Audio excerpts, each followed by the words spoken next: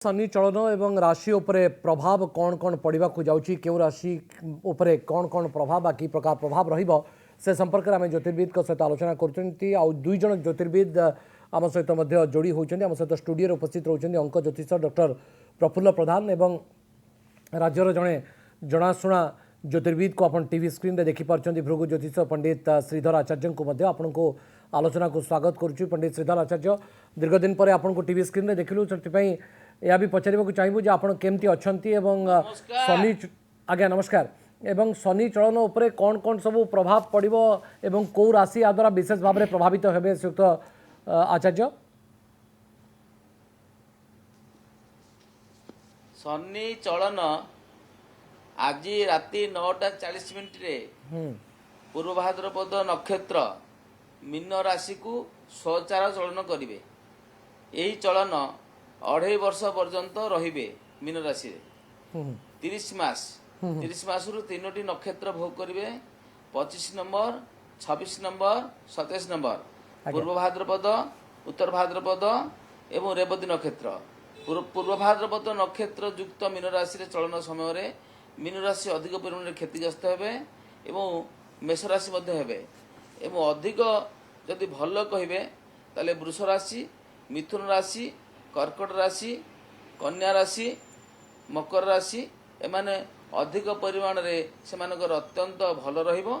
एवं सामान्य भाव भल रहिबो तुला राशि तसहित क्षति सहुथिबा राशि मानक भितरे आपणकर कुंभ मीन मेष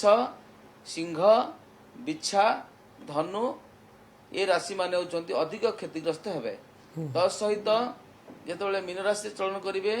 मीन राशि अधिक परिमाण रे क्षति हेबो 26 नंबर नक्षत्र जेतेबेले शनि चलन रहिबे अर्थात आज ठारू ठीक 10 मास परे आसीजिबे शनि को स्व नक्षत्र जोटा उत्तर भाद्रपद नक्षत्र आसीबे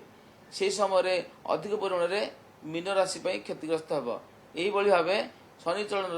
व्याख्यान रही तसहित राशि चक्र रे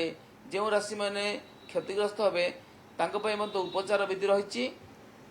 अर्थात शनिकर कोपरु बा शनि को शांत करने शक्ति को प्राप्त करने आशीर्वाद प्राप्त करने आपणकर सप्तहती चंडी रे गोटे मंत्र रही से मंत्रटी की समस्ते एक अगणित थर आज शनि चलन आरंभ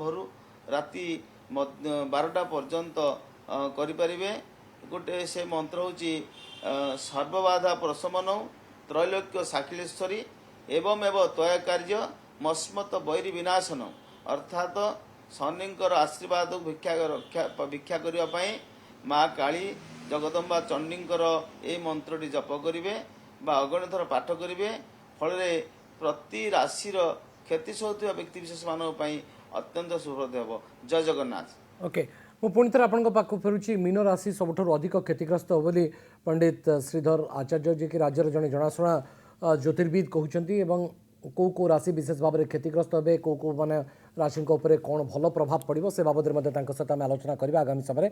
आम सहित प्रफुल्ल प्रधान अंक ज्योतिष उपस्थित अच्छा आम सहित जड़े दर्शक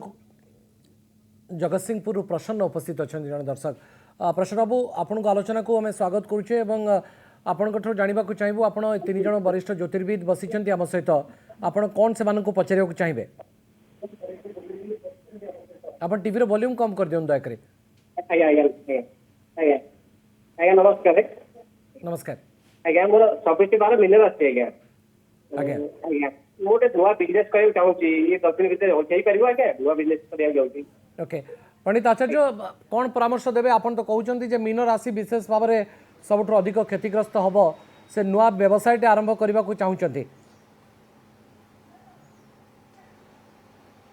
देखंतु व्यवसाय प्रकार भेद रही क्यों व्यवसाय करेंगे से जाना प्रथम दरकार जदि से व्यवसाय रे तांकर द्वितीयाधिपति मंगल को नहीं जमीक जमी जमा संक्रांत व्यवसाय हो आपणकर जमी कलर बा ईंधन जात सामग्री बा मसला सामग्री बा खाद्य पदार्थ इत्यादि व्यवसाय कले शनि चलन कौन सी समस्या रहा दीर्घ समय चलो किंतु शनि चलन जेहेतु रही से किसी कार्य आरंभ करने पूर्व ସେ ଶନିଙ୍କର ଦାନ ଦ୍ରବ୍ୟ କୃଷ୍ଣମନର ବ୍ରାହ୍ମଣକୁ ଦେବେ। ଯେମିତିକି ଆପଣଙ୍କର ତିଳ ତୈଳ ମହିଷକୃତ ଲୌହ ପାତ୍ର ଇତ୍ୟାଦି ବ୍ରାହ୍ମଣକୁ ଶନିବାର ଦିନ ଦାନ କରିବେ।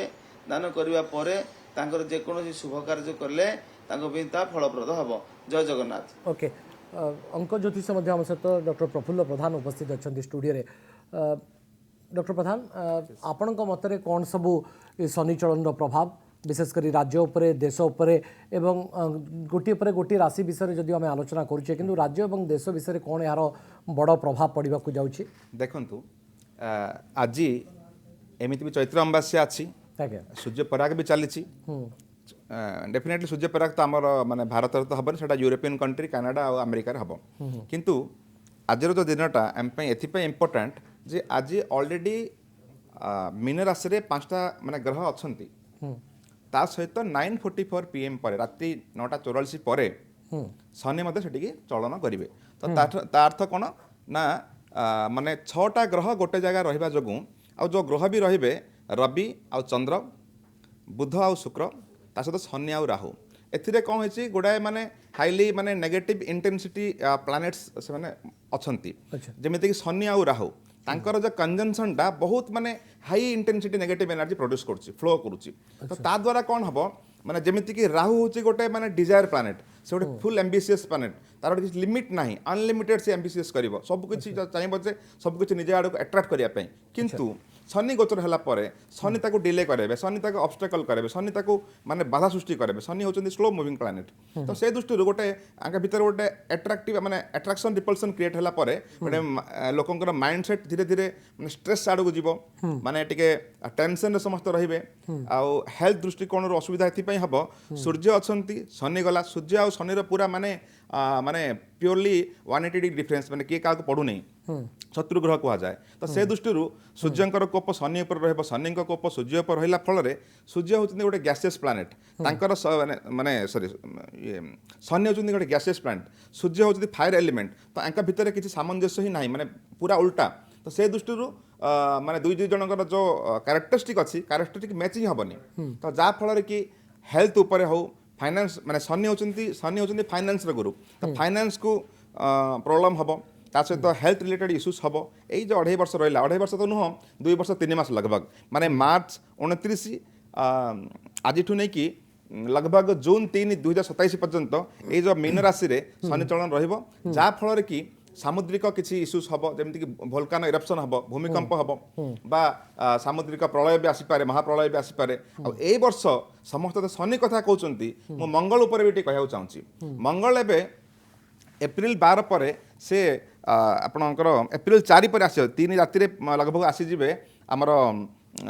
कर्कट राशि को किंतु पंडित आचार्य कहते मीन राशि सब अधिक क्षतिग्रस्त हम नहीं मीन राशि तो क्षतिग्रस्त हम किंतु मुझे शुणु शनि मीन राशि क्षतिग्रस्त कर किंतु मीनर जो लॉर्ड अच्छा बृहस्पति गुरु तांको टिके अटकई पारे किंतु आउ मात्र 7 दिन पर जो मंगल आसबे आमर कर्कट को मंगल आसला पर उत्पात मचेबे हाँ तो एप्रिल 12 पर मंगल जिते पुनर्वसु नक्षत्र जो पुष्य नक्षत्र को आसबे से मंगल शनिर घर को आसबे तो ये गोटे एप्रिल 12 रु जून 18 पर्यंत डिस्टर्बेंस क्रिएट हम।